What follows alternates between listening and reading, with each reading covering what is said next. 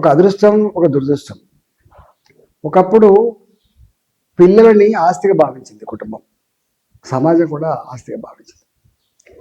రెండవది, ప్రపంచంలో ఎక్కడైతే మానవ సంపద ఉంటుందో ఆ మానవ సంపద యువశక్తి అయి ఉండాలి, అది చదువుకున్నదై ఉండాలి. ఇవాళ అట్లాంటి మానవ సంపదకు కొదవలేని దేశం భారతదేశం, కొదవలేని రాష్ట్రం తెలంగాణ. ఒకప్పుడు చదువు కొన్ని కులాలకి, కొన్ని వర్గాలకే పరిమితమైంది, లేదా మగపిల్లలకే పరిమితమైంది. ఇవాళ ప్రతి గుడిసెలో కానీ, ఈవెన్ మారుమూల గిరిజన ప్రాంతాల్లో కూడా, తండాల్లో కూడా ఆడపిల్ల అయినా మగపిల్ల అయినా మా కష్టం, మా దుఃఖం మా పిల్లలకు రావద్దని చెప్పి కష్టం మీద చదివిస్తాను. ఇంగ్లీష్ మీడియం స్కూల్లో చదివిస్తాను. గవర్నమెంట్ స్కూళ్ళల్లో క్వాలిటీ లేకపోతే ప్రైవేట్ స్కూళ్ళలో వేసి వాళ్ళ సర్వస్వాన్ని ఒడి చదివిస్తాను. ఇవాళ అట్లాంటి యువత తెలంగాణలో ఒక 20-30 లక్షల యువత ఉంది. ఇక్కడ గవర్నమెంట్, నేను ఆర్థిక మంత్రి చేసిన కాబట్టి నాకు దాని మీద సంపూర్ణమైన అవగాహన కూడా చెప్తాను. ఇవాళ గవర్నమెంట్ ఎంప్లాయ్మెంట్ జనరేషన్ ఆపర్చునిటీ 2.5 నుంచి 3% కంటే ఎక్కువ ఉండే ఆస్కారం లేదు. మిగతా అంతా కూడా ప్రైవేట్ సెక్టార్లో రావాల్సిందే. ఒకటి ఐటీ సెక్టార్ కావచ్చు, సర్వీస్ సెక్టార్ కావచ్చు, మ్యానుఫ్యాక్చరింగ్ సెక్టార్ కావచ్చు. వీటితో పాటుగా స్వయం ఉపాధి అనేది కూడా చాలా ఇంపార్టెంట్. నాకు తెలిసి ఇప్పటికి కూడా అత్యధికమైన ప్రజానికానికి అక్కడ తెచ్చుకొని అన్నం పెట్టగలిగే సత్తా, శక్తి భూమాతకే ఉందనేది ఇప్పటికైతే అర్థమైంది. గ్రామీణ ప్రాంతం యువత ఇవాళ అంతా మ్యాక్సిమం అక్కడ అగ్రికల్చర్ని అబ్జర్వ్ అవుతుంది. ఇవాళ మిగతాదంతా ఇక్కడ చేస్తుంది. కానీ ఏ డెవలప్మెంట్ హైదరాబాద్ వచ్చిందో ఆ డెవలప్మెంట్కి సంబంధించినటువంటి పనులలో బయటికి వెళ్ళి వచ్చిన వాళ్ళు 75% ఉన్నది కదా. సర్వీస్ సెక్టర్ కావచ్చు, నీకు మ్యానుఫ్యాక్చరింగ్ సెక్టర్ కావచ్చు, ఇంతకుముందు చెప్పిన ఐటీ సెక్టర్ కావచ్చు, బయటికి వెళ్ళి వచ్చిన లేకుండా 75% మంది బయటికి వెళ్ళి ఉన్నారు అని చెప్పి అర్థమవుతుంది. లిఫ్ట్ బాయ్లు, ఛాయలు అందించే వాళ్ళు, అటెండర్లు, ఇలాంటి ఉద్యోగాలు మాత్రమే తెలంగాణ వాళ్ళు చేస్తున్నట్టుగా లెక్కలు ఉన్నాయి. కాబట్టి అసలు ఈ కంపెనీలకు మనం కరెంట్ ఇస్తూ ఉన్నాం, నీళ్ళు ఇస్తూ ఉన్నాం, భూములు ఇస్తూ ఉన్నాం, ఎక్కడైనా పొల్యూషన్ ఉంటే మనం భరిస్తూ ఉన్నాం. కానీ ఉపాధి ఏమో గ్లోబల్ విలేజ్గా మారిపోయిన తర్వాత ఎవరు ఎక్కడైనా పోయి పనిచేస్తారని వచ్చిన మన వాస్తవం. అందువల్ల ఇక్కడ యువత ఎప్పటి వరకైతే ఈ గ్రోత్లో పాల్గొనదో అప్పటి వరకు ఈ రాష్ట్రం బాగుపడేటువంటి ఆస్కారం లేదు. ఇవాళ మనకు బాధ అనిపించే అంశం చూస్తున్నాం. ఎంత అండస్ట్ ఉంది సమాజంలో, ఎన్ని బాధలు ఉన్నాయో అవి వర్ణనాతీతంగా ఉన్నాయి. ప్రతి నిత్యం తెలుస్తూ ఉంటాయి. తమ్ముడిని చంపినటువంటి అన్న, అన్నని చంపిన తమ్ముడు, తండ్రినే చంపినటువంటి కొడుకు, తల్లినే చంపినటువంటి కొడుకు, భార్యనే చంపిన కొడుకు, పిల్లల్ని చంపినటువంటి కొడుకులు. అసలు ఎంత దారుణం అంటే ఇవాళ ఏడుస్తున్నారు. ఎంత బాధ అంటే ఈ రాష్ట్ర ప్రభుత్వానికి వచ్చే ఆదాయం కూడా మేము అప్పుడు కొట్లాడేది పాజిటివ్ ఆదాయమా, నెగిటివ్ ఆదాయం. ఇవాళ లిక్కర్ అమ్ముకుంటే వచ్చేటువంటి ఆదాయం పాజిటివ్ ఆదాయం కాదు. వ్యవసాయం ద్వారా వచ్చేటువంటి ఆదాయం పాజిటివ్ ఆదాయం. ఇవాళ మ్యానుఫ్యాక్చరింగ్ సెక్టర్లో వచ్చే ఆదాయం పాజిటివ్ ఆదాయం. ఇవాళ సర్వీస్ సెక్టర్లో వచ్చేటువంటి ఆదాయం పాజిటివ్ ఆదాయం. కానీ దౌర్భాగ్యం ఏంటంటే తెలంగాణ వచ్చిన తర్వాత నేను 2014లో 10,800 కోట్ల రూపాయల లిక్కర్ ద్వారా ఆదాయం వస్తే ఇవాళ 45 నుంచి 50,000 కోట్ల రూపాయల ఆదాయం వస్తుంది.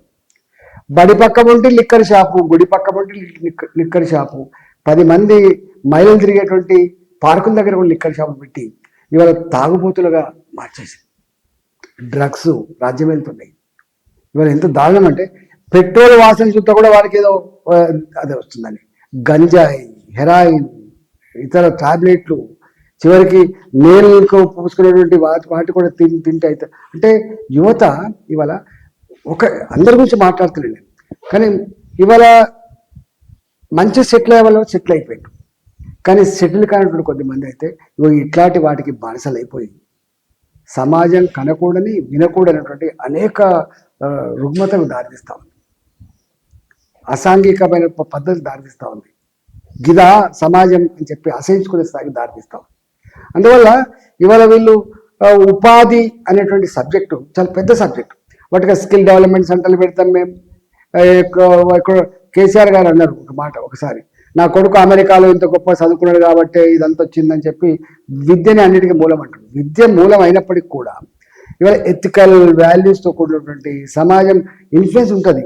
మనం ఎంత విద్యార్థులు తరగతి గదులు ఉన్నా కూడా సమాజం ఇన్ఫ్లుయెన్స్ కూడా ఉంటుంది. కాబట్టి ఈ సమాజంలో ఈ డ్రగ్స్, సమాజంలో ఈ డిస్కో తేకులు, ఈ సమాజంలో లిక్కరు, ఇవన్నీ ఉన్నాయి. కాబట్టి వీటి ప్యారలల్గా దీన్ని ఎట్లా అరికట్టాలి, ఒక మంచి సుసంపన్నమైనటువంటి రాష్ట్రం కావాలంటే ఎంత సంస్కారవంతమైన సమాజం నిర్మించాలన్నటువంటి భావన కూడా ప్రభుత్వాలకు ఉండాలి.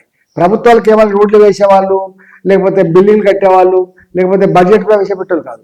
ప్రభుత్వం ఒక మంచి సిటిజన్ని, సంస్కారవంతమైన సిటిజన్ని, సభ్యతతో కూడిన సిటిజన్ని, మానవ సంబంధాల పరిపుష్టి కలిగినటువంటి మనిషిని ఇవాళ తప్ప ఇవాళ చూస్తూ ఉన్నాం. కొద్దిమంది గొప్ప చదువుకున్న వాళ్ళు, సెటిల్ అయిన వాళ్ళు ఉంటుండొచ్చు, కానీ వాళ్ళ మ్యాక్సిమం యువత ఏంటంటే ఇట్లాంటి వాటికి పోతారు. ఇద్దరే పిల్లలు ఉన్నారు అంటే ఒకప్పుడు పిల్లల్ని ఆస్తిగా భావించిన సమాజం నుంచి పిల్లల్ని భారంగా భావించే పరిస్థితి ఎందుకు వచ్చిందో మనం ఆలోచించాలి. ప్రపంచం మొత్తంలో మానవ సంపదలో ఇవాళ యువశక్తి కలిగిన ఏకైక దేశం భారతదేశం. చైనా కంటే కూడా, చైనా జనాభాలో వృద్ధుల శాతం ఎక్కువ ఉంటుంది. ప్రపంచంలో ఏ దేశానికైనా సహాయం చేయగలిగేటువంటి ఇలా బ్రెయిన్ డ్రెయిన్ అని ఏదైతే అంటున్నారో ఆ మేధా సంపత్తిని అందించేటువంటి ఈ గడ్డ ఇవాళ ఈ మధ్యకాలంలో మేము చూస్తూ ఉన్నాం. మోడీ గారు 2024 and 2025 4 లక్షల కోట్ల రూపాయలు బాధ్యత బడ్జెట్లో పెట్టి యువశక్తిని దేశ పురోగమనంలో, దేశ అభివృద్ధిలో భాగం పంచుకోవడానికి చేయాలని చెప్పి ప్రయత్నం కావచ్చు. 25-26 బడ్జెట్లో కూడా కొంత దాన్ని ఆనవాళ్ళు కావచ్చు. ఇలా కరెక్ట్ టైంలో గుర్తించు అంటే నిరుద్యోగ సమస్యను ట్యాకిల్ చేయకుండా యువతని వాళ్ళ మారణ వాళ్ళకు వదిలిపెట్టడం వల్ల సమాజంలో అనేక రకాల రుగ్మతలు వచ్చేటువంటి ఆస్కారం ఉంది. కాబట్టి ఇలా సమాజం అంటే కేవలం 50 లక్షల కోట్ల బడ్జెట్ కాదు, సమాజం అంటే 3 లక్షల కోట్ల రూపాయలు రాష్ట్రంలో పెట్టే బడ్జెట్ కాదు, అంకెలు కాదు కావాల్సింది. ఇవాళ సమాజంలో ఒక తృప్తి, సమాజం అనేటువంటి గొప్ప భావన కలగాల్సిన అక్కడ ఉంది. కాబట్టి ఆ భావన లేదు. ఇద్దరే పిల్లలున్నా కూడా ఆ పిల్లలు ఏమైపోతారో తెలియని పరిస్థితి. ఒక మాట చెప్పాలంటే ఒకనాడు సుఖవంతమైన టెన్షన్ లేని సమాజాన్ని చూసినామో మన పూర్వకాలంలో, ఏం తిన్నారో ఏం చేసిండ్రో, వాళ్ళ కార్లు లేకపోవచ్చు, వాళ్ళ బండ్లు లేకపోవచ్చు, వాళ్ళకి సంపద లేకపోవచ్చు, కానీ తృప్తిగా అయితే బాగుతున్నారు. పెళ్లిళ్ళు చేసుకుంటే 16వ పండుగ వాళ్ళకు కూడా పెళ్లి లేకపోయించినాడు. ఇవాళ తమ్ముడి బిడ్డ పెళ్లికి పోతాడు అన్న వెంటనే వచ్చేస్తాడు, చెల్లింటికి పోతాడు వెంటనే వచ్చేస్తాడు, సెల్ ఫోన్ వల్ల మాట్లాడుకునే పరిస్థితి వచ్చింది.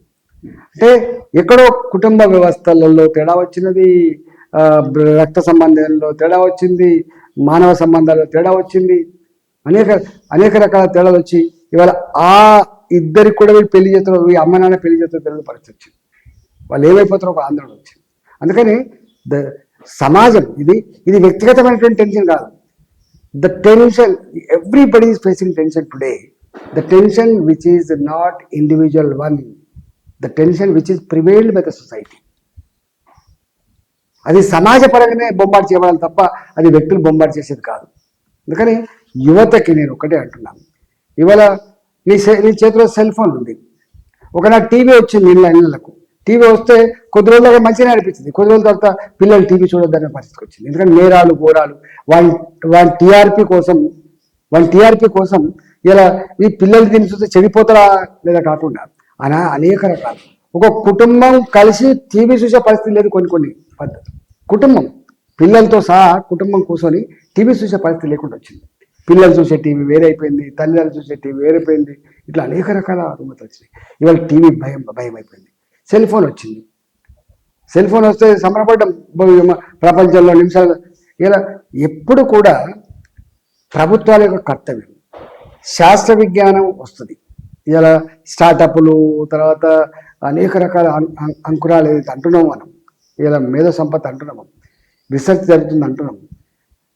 శాస్త్ర విజ్ఞానం పాలకులు కనుక కంట్రోల్ చేయగలిగితే, దాన్ని సరైన మేనర్లో పెడితే అది ప్రోగ్రెసివ్గా ఉంటుంది.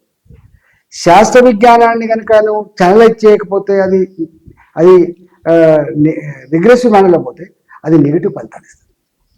అందుకనే science and technology for both ways. One is constructive side, another one is destructive side. Cell phone constructive సైడ్గా వాడుకుంటున్నాడు. సెల్ ఫోన్ తోటి ఇలా గేమ్స్ ఆడుతున్నారు, ఆన్లైన్ గేమ్స్ ఆడి అనేక మంది యువత ఆన్లైన్ గేములలో పాల్గొని వాడు 10 లక్షలు 20 లక్షల రూపాయలు అప్పు చేసి, ఈ అప్పు పేరుని తెలితే ఎక్కడైద్దో అని చెప్పి వాడికి ఆ శక్తి లేదు కాబట్టి ఇవాళ చచ్చిపోతున్నాడు. ఇలా ఆన్లైన్ గేములలో అనేక మంది పిల్లలు చచ్చిపోతున్నారు. నేను మొన్న పోయి వచ్చిన ఒకడికి కనకూడనటువంటి విషయాలు అవి. అంటే మనిషిని తీసుకుపోతున్నాయి, మొత్తం డిస్ట్రాక్ట్ చేస్తుంది సమాజాన్ని. అందుకనే శాస్త్ర విజ్ఞానాన్ని కన్స్ట్రక్టివ్ మేనర్లో మాత్రమే వాడేటట్టుగా చేయాల్సిన కర్తవ్యం ప్రభుత్వాల మీద ఉంటుంది. ఇలా ఆ బాధ్యత ఎందుకో సరిగా చేయలేకపోతున్నాం. మనం బ్రహ్మాండమైన ఇది కడుతున్నాం, బ్రహ్మాండమైన రోడ్లు వేస్తున్నాం, బ్రహ్మాండంగా ఇచ్చేస్తున్నాం. ఇవాళ ఈ యువతని ఫస్ట్ అది కాకుండా చేయాలి. ఏ సమాజం గొప్పది, ఏ సమాజంలో అయితే కుటుంబాలు కానీ ప్రజలు కానీ టెన్షన్ లేకుండా బతురు. ఒక నా దేశం, నా కుటుంబం బతురు. గా సమాజం గొప్పది తప్ప ఇలా వెనకడ ఒక పాట ఉండే, రిమ్ జిమ్ హైదరాబాద్, రిక్షావాలా జిందాబాద్ అనే పాట. పరుపులు ఉన్న పట్టణం ఎదుర గరుకు నేలలో గురుకలు వెళ్ళిన ఒక పాట విన్నాం మనం. ఇవాళ అంతా ఉంది, బంగ్లాలు ఉన్నాయి, రోడ్స్ రాయి కార్లు ఉన్నాయి, కానీ ఆ ఇళ్ళల్లో ఉన్నటువంటి కల్చర్ ఎక్కడ జుగుప్సాకరం కూడా అక్కడక్కడ ఉంటుంది. నేను అందరి గురించి మాట్లాడుతున్నాను. ఇక్కడ ఆందోళన ఉంటుంది. పిల్లగానికి చేతురాని మందలిస్తే వాళ్ళు సూసైడ్ చేసుకుంటాడు. ఒకనాడు నా టీచర్ బడికి రాకపోతే మందలిచ్చేది, పాట చదవకపోతే కొట్టే సంస్కారం ఉండే, తల్లి తండ్రి అప్పుడప్పుడు లేదా నానమ్మను తాతయ్యను ఇట్లా కాదు బిడ్డ అని చెప్పే పరిస్థితి ఉండే. ఇవాళ జస్ట్ నాన్న ఈ తప్పుడు ఆండవాడు పోతాడు, సెల్ఫ్ వాడు మన చచ్చిపోయే పరిస్థితి వచ్చిందంటే ఎటుపోతున్నాం మనం? ఎందుకు ఆలోచిస్తలేరు మీరు అంటున్నాను. వాడు సెల్ ఫోన్ ఏమైనా వాడు ఇంట్లో పోతున్నాడు, తలపెట్టుకొని వాడి సెల్ ఫోన్ వాడే కడుతున్నాడు. ఇళ్ళ తాతలు లేరు మునుపటి లెక్క. ఇవాళ ఏ వృద్ధులైతే అన్ప్రొడక్టివ్ అని చెప్తారో, ఇవాళ నేనంటున్నా సమాజానికి ప్రొడక్టివిటీ ఉన్న వాళ్ళు రిటైర్డ్ ఉద్యోగులు, పెద్ద మనుషులు అంతా కూడా పిల్లలకి ఒక సక్రమమైన మార్గంలో పెట్టేవాళ్ళు. తల్లి చేసుకుంటూ పోతుంది, తండ్రి పని చేసుకుంటూ పోతే తాతలు చేసే పని ఏంటిది? నానంటే గిట్ల ఉండాలి బిడ్డ, తాత అంటే గిట్ల ఉండాలి బిడ్డ, వదినంటే గిట్ల ఉండాలి బిడ్డ, అమ్మంటే గిట్ల ఉండాలి బిడ్డ అని చెప్పేటోళ్ళు. ఇంటికి ఏమైనా వస్తే ఎదురొడ్డి పలకరించే సాంప్రదాయం ఉండే. వీడు సెల్ ఫోన్తోనే ఉంటాడు, వీడు ఎవడో తల్లిదండ్రులు ఓడిపోతుంటారు. ఎక్కడో కాడ కొంచెం దారి తప్పింది. చాలా అంటే ఎందుకో మరి సమాజం ఎవరికి వాళ్ళే సంస్కరించుకోవాలి అంటారు కావచ్చు, కానీ ఎవరికి వాళ్ళే సంస్కరించుకునే స్థాయి దాటిపోయి కొన్ని ప్రభుత్వాలే కంట్రోల్ చేయాల్సిన అక్కడ ఉన్నది. ఈ డ్రగ్స్ నియంత్రించాల్సిన ప్రభుత్వమే బాధ్యత, గంజాయి కంట్రోల్ చేయాల్సిన ప్రభుత్వమే బాధ్యత, గుళ్ళ పక్క పంటి బల్ల పక్క పంటి ఇలా లిక్కర్ షాపులు పెట్టకుండా చేయాల్సిన బాధ్యత ప్రభుత్వాలు ఉంటుంది. నీ థర్డ్ క్లాస్ ఆదాయం కోసం నువ్వు సమాజం వెళ్ళిపోతున్నావు చూస్తున్నావా? నేను మీ దగ్గరనే ఒక దగ్గర మనం ఒక లెక్చరర్ ఉన్నది, భర్త లేడు పాపం, మనకు రిటైర్డ్ లెక్చరర్, 3 పిల్లలు, 2 అమెరికాలో ఉంటాడు, ఒక్కడు ఇక్కడే ఉంటాడు. వాడు ఉద్యోగం చేసేవాడు, వాడు బాగా ఇల్లు లేదు, వాడు లిక్కర్ అలవాటు అని అంటున్న మాట ఏంటంటే, మీరు లిక్కర్ షాపులను అమ్ముతున్నారు అనుకుంటున్నారు. ఊళ్ళలో మీరు చెప్తున్న బెల్ట్ షాపులు రాజేంద్ర గారు, ఇక్కడ పాన్ డబ్బాల లిక్కర్ దొరుకుతుంది, కిరాణా కొట్లలో కూడా లిక్కర్ దొరుకుతుంది. కొన్ని పాన్ డబ్బాలతో స్పెషల్గా ఆ పాన్ తింటేనే వానికి మత్తు వస్తాడు. గట్టాడి పరిస్థితి ఆమె అంటది, నేను ఇక్కడ ఉండా నా కొడుకుని బతికించుకోవాలి, నేను గుజరాత్ పోతా అంటే ఎంత పెయిన్ ఉందో కనబడుతుంది, అంతా ఇట్లా కనబడుతుంది, కానీ వాస్తవికత అట్లా లేదు. చాలా బాధ ఉన్నది. కాబట్టి నేను యువతకి వినమ్రంగా విజ్ఞప్తి చేస్తున్నాను. మీరు గొప్పోళ్ళు అయితే మీ కుటుంబం గొప్పగా అవుతుంది, మీ కుటుంబాలు గొప్పగా అయితే ఈ రాష్ట్రం గొప్పగా అవుతుంది, రాష్ట్రాలు బాగా ఎదిగితే దేశం గొప్పగా అవుతుంది. ఇవాళ మోడీ గారు వచ్చిన తర్వాత కొంత ఎఫర్ట్స్ పెడుతున్నాడు, మన గౌరవం పెంచడానికి, మన ఇన్వాల్వ్ చేయడానికి, ప్రపంచంలో గొప్ప దేశంగా ఎదగడానికి, ఆర్థికంగా ఎదగడానికి ప్రయత్నం చేస్తున్నాడు. కానీ దానికి తోడు కావాలని చెప్పి నేను కోరుతా ఉన్నాను. ప్రభుత్వాలు మాత్రమే అన్ని చేస్తాయనేది సాధ్యం కాని పని. ఎవరి కాళ్ళ మీద వాళ్ళు నిలబడి ఎదిగి బతకగలిగిన స్థాయిని సంతరించుకోవాలని చెప్పి కోరుతాను. పొలిటికల్ లీడర్ తప్పకుండా యథా రాజా తదా ప్రజ, రాజు తప్పకుండా మార్గదర్శనం చేస్తాడు, దాన్ని ఫాలో చేసుకోవాల్సిన కర్తవ్యం ప్రజల మీద ఉంటుందని చెప్పి నేను భావిస్తాను. ఆఫ్టర్ లాంగ్ టైం ఇలా సమాజం, ప్రజలు, కుటుంబం, సంస్కృతి, సాంప్రదాయాల పట్ల ధ్యాస పెట్టేట ప్రభుత్వం వచ్చింది కేంద్రంలో. కొంత జరుగుతూ ఉంది, మీరు కూడా కొంత తోడు కావాలని చెప్పి కోరుతున్నాను. Please subscribe to Laksham YouTube channel and also please share with your friends and relatives.